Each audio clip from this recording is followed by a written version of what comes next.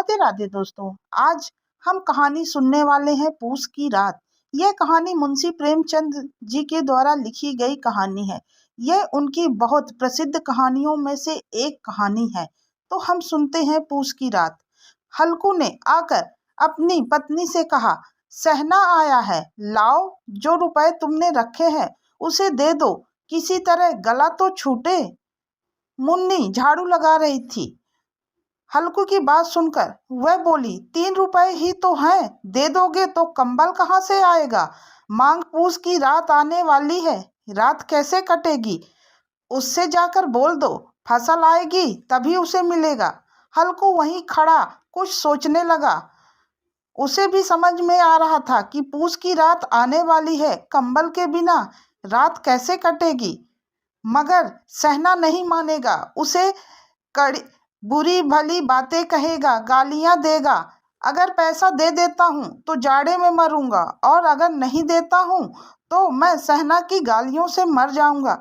यह सब कुछ सोचते हुए हल्कू अपनी पत्नी के समीप आ गया और खुशामद करते हुए बोला, ला दे दे, गला तो छूटे, कंबल के लिए कोई दूसरा उपाय सोचूंगा। मुन्नी उसकी तरफ आंखें काट कर देखती हुई बोली, दूसरा उपाय, जरा मैं भी तो जानूं कौन सा दूसरा उपाय है। कोई खैरात देने वाला है क्या कंबल का तुम्हें। मुझे नहीं पता है, मैं नहीं जानती, मैं पैसा नहीं देने वाली हूँ। उसकी स्त्री बोलती है, तुम खेती करना क्यों नहीं छोड़ देते हो, मर मर कर काम करो, उपज हो तो बाकी की उधारी दे दो, और मजदूरी करो तो उसका भी पैसा उसी में चला जाता है। पेट पालने के लिए मजदूरी करना ही सही है। ऐसी खेती से तो मैं बाज आई, ना तो इसमें पैसा मिलता है और जो पैसा होता है वह भी इसी में चला जाता है। हल्कू उदास होकर बोला, तो क्या मैं गाली खाऊं। अगर पैसे नहीं दूंगा तो वह गाली जरूर देगा। मुन्नी ने तड़प कर कहा, गाली क्यों देगा, उसका राज है क्या। इतना बोलने के बाद मुन्नी को एहसास हुआ कि हल्कू जो कह रहा है वह सही ही कह रहा है। उसकी आवाज धीमी पड़ गई। हल्कू के वाक्य में जो कठोर सत्य था वह मानो एक भीषण जंतु की भांति उसे घूर रहा था। उसने जाकर आले पर से रुपए निकाले और लाकर हल्कू के हाथ पर रख दिए। फिर बोली, तुम छोड़ दो अब खेती करना, और मजूरी से सुख से एक रोटी खाने को तो मिलेगी, किसी की धौंस तो नहीं सहनी पड़ेगी। अच्छी खेती है तो ठीक है, नहीं तो मजूरी ही कर लो, वह भी उसी में झोंक दो, उस पर से धौंस। मुन्नी के हाथ से पैसा लेकर हल्कू बाहर की तरफ चलने लगा। उसे ऐसा लग रहा था जैसे वह अपना हृदय निकालकर किसी को देने जा रहा हो। उसने मजूरी से एक एक पैसा काटकर 3 रुपए कंबल के लिए जमा किए थे, वे आज निकले जा रहे हैं। एक एक पग के साथ उसका सिर भारी होने लगा था। पूस की अंधेरी रात, आकाश पर तारे टिमटिमा रहे थे, चारों तरफ ठंडी ठंडी हवा चल रही थी। हल्कू अपने खेत के किनारे पत्तों की छतरी के नीचे बांस के खटोले पर अपनी पुरानी चादर ओढ़े पड़ा कांप रहा था। खाट के नीचे उसका संगी कुत्ता जबरा पेट में मुंह डाले सर्दी से कूं कूं कर रहा था। दोनों में से किसी को भी नींद नहीं आ रही थी। पूस की उस ठंड में इतनी ज्यादा ठंड थी कि दोनों की आंखें लग ही नहीं रही थी। हल्कू ने हाथ निकालकर जबरा की ठंडी पीठ सहलाते हुए कहा, कल से तू मेरे साथ ना आना। क्यों आया था यहाँ, ठंड खाने के लिए। मेरा तो काम है, पर तू क्यों आता है। ये हवा पता नहीं कहाँ से आ रही है, बर्फ जैसी आ रही है। लगता है उठूं चिलम भरूं, किसी तरह रात तो कटे। 8 चिलम तो पहले ही पी चुका हूँ। यह खेती का मजा है। और एक भगवान ऐसे पड़े हैं जिनके पास इतने कंबल रजाइयां हैं कि जाड़ा जाए तो भाग आए, क्योंकि उनके पास इतने कंबल रजाइयां हैं कि वह ओढ़े तो ठंडी भी उनका कुछ न बिगाड़ सके। यह तो तकदीर की खूबी है। मजूरी हम करें, मजा दूसरे लूटते हैं। हल्कू उठा और गड्ढे में से जरा सी आग निकालकर चिलम भारी भर कर पीने लगा। जबरा भी उठ बैठा। हल्कू ने चिलम पीते हुए कहा, चिलम पिएगा तू भी, जाड़ा खत्म कर ले। जबरा हल्कू को प्यार भरी निगाहों से देख रहा था। फिर हल्कू कहता है, ऐसे क्यों देख रहा है? तुझे ठंड लग रही है, मुझे पता है। कल से मैं यहाँ पुआल बिछा दिया करूँगा, तू उसी के अंदर घुसकर बैठ जाना, तब तुझे जाड़ा नहीं लगेगा। तभी जबरा को किसी जानवर के आने की आहट सुनाई दी। वह दौड़कर झोपड़ी से बाहर निकल गया और बाहर जाकर भौंकने लगा। हल्कू उसे आवाज लगाता है कि आजा जबरा, बाहर क्यों जा रहा है? जबरा एक बार अंदर आता और एक बार बाहर जाता। जबरा को ठंड भी लग रही थी, लेकिन अपने कर्तव्य से वह पीछे नहीं हट रहा था। वह बार बार बाहर जाता और भौंकता और फिर आकर हल्कू के पास कुछ क्षण के लिए बैठ जाता। इसी तरह रात के 1 घंटे और गुजर गए। रात ने शीत की हवा को और ज्यादा ठंडा कर दिया था।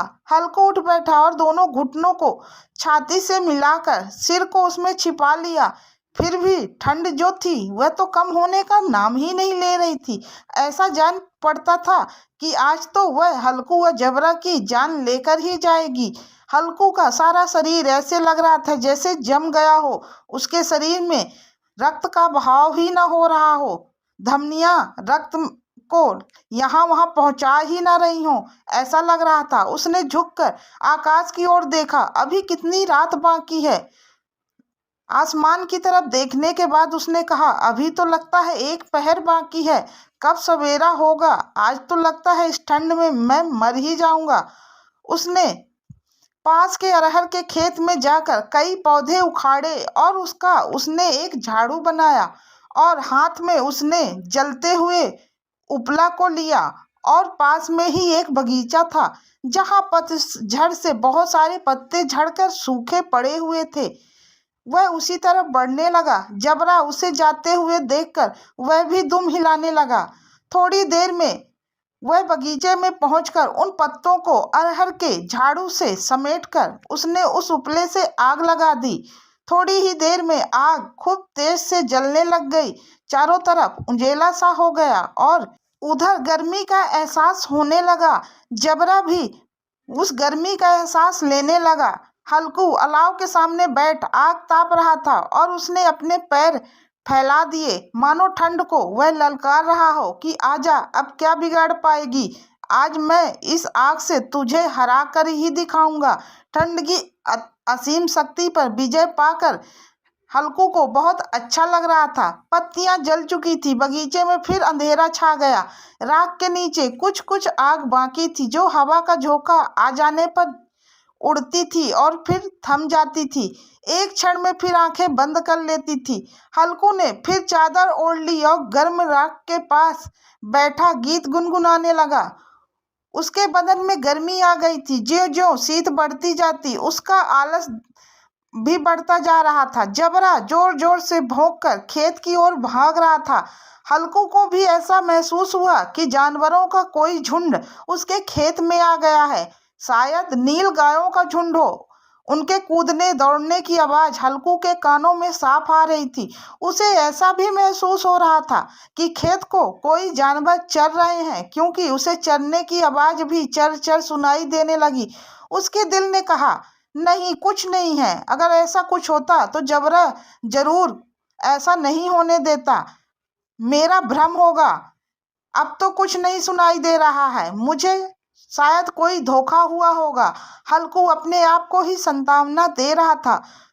हल्कू जोर जोर से जबरा को आवाज लगाने लगा। जबरा भौंकता रहा, उसके पास न आया।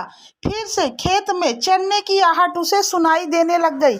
अब वह अपने को धोखा न दे सका। उसने अपनी जगह से हिलना चाहा, लेकिन उसे ऐसा लग रहा था कि अगर वह आज यहाँ से हिल गया तो उसका यह सुख चला जाएगा। कैसे दंदाया हुआ मैं लेटा हूँ इस जाड़े पाले में। खेत में जाना, जानवरों के पीछे दौड़ना मुझे सही नहीं लग रहा है। वह अपनी जगह से नहीं हिलना चाहता था। उसने जोर से आवाज लगाई, होली होली। जबरा फिर भौंक उठा। जानवर खेत चर रहे थे। फसल तैयार है। कैसी अच्छी खेती थी, पर ये दुष्ट जानवर उसका सर्वनाश किए डाल रहे हैं। हल्कू अब पक्का इरादा कर लेता है और वह उठकर खेत की तरफ जाने लगता है। जैसे ही वह 3-4 कदम चला, एकाएक हवा का इतना ठंडा सा झोंका आया जैसे उसे किसी ने डस लिया हो और वह फिर से दौड़कर उस बुझे हुए अलाव के पास जाकर उसकी राख को कुदेर कर अपनी चादर ओढ़कर वह फिर वहीं लेट गया और सो गया। जबरा अपना गला फाड़े डाल रहा था। नील गाय खेत का सफाया कर डाली, पर हल्कू गर्म राख के पास शांति से सोता रह गया। उसे अब कुछ फर्क नहीं पड़ रहा था कि खेत गाय चल रही हैं, जबरा क्यों भौंक रहा है। उसे तो बस इस पूस की रात में इस दंदाए चद्दर में लेटने का सुख उसे अपनी जिंदगी का सबसे बड़ा सुख लग रहा था। सवेरे जब उसकी नींद खुली तब चारों तरफ धूप फैल गई थी और मुन्नी कह रही थी, क्या आज सोते ही रहोगे? तुम यहाँ आकर रम गए हो और उधर सारा खेत चौपट हो गया। हल्कू उठकर कहा, क्या तू खेत से होकर आ रही है? मुन्नी बोली, हाँ, मैं खेत को ही देख कर आ रही हूँ। सारा खेत का सत्यानाश हो गया है। भला ऐसे कोई सोता है कि पूरी रात तुमको यह नहीं पता चला कि तुम्हारे खेत में गायें घुस गई हैं? हल्कू ने बहाना किया, अरे तू नहीं जानती, मैं तो मरते मरते बचा। रात को मेरे पेट में ठंड के कारण इतना दर्द होने लग गया कि मुझे यहाँ आकर आग जलानी पड़ी। और तू क्या समझे कि मैं रात भर किस कष्ट में था। हल्कू की तबीयत खराब होने का सुनकर मुन्नी थोड़ा शांत हो जाती है। फिर दोनों खेत की डांड पर आए। देखा सारा खेत रौंदा पड़ा हुआ था और जबरा मड़ैया के नीचे चित लेटा था, मानो प्राण ही न हो। दोनों खेत की दशा देख रहे थे। मुन्नी के मुख पर उदासी छाई हुई थी, वहीं हल्कू के दिल में एक खुशी थी। मुन्नी कही, अब जाने दो, अब तुम खेती ना ही करना। इससे अच्छा है कि तुम मजदूरी कर लो, उससे ही हमारा भरण पोषण हो जाएगा। अब कल से तुम मजदूरी करना। हल्कू ने प्रसन्न होकर कहा, ठीक है, मैं मजदूरी ही कर लूँगा। कम से कम मुझे इस पूस की रात में यहाँ सोना तो नहीं पड़ेगा। इसके बाद वह दोनों घर की तरफ चले गए। मुन्नी थोड़ा दुखी थी, पर हल्कू के चेहरे पर एक असीम सुख और शांति थी। वह इस पूस की रात से बचने का मौका ढूंढ रहा था और उसे वह मौका मिल गया। उसे अपने खेत के नाश होने का कोई गम नहीं था, क्योंकि उस पूस की रात में वह फिर से नहीं सोना चाहता था। तो मुंशी प्रेमचंद की यह कहानी आपको कैसी लगी, कमेंट्स करके ज़रूर बताइएगा। हम मिलते हैं अब आपसे अगली कहानी के साथ। तब तक के लिए नमस्कार।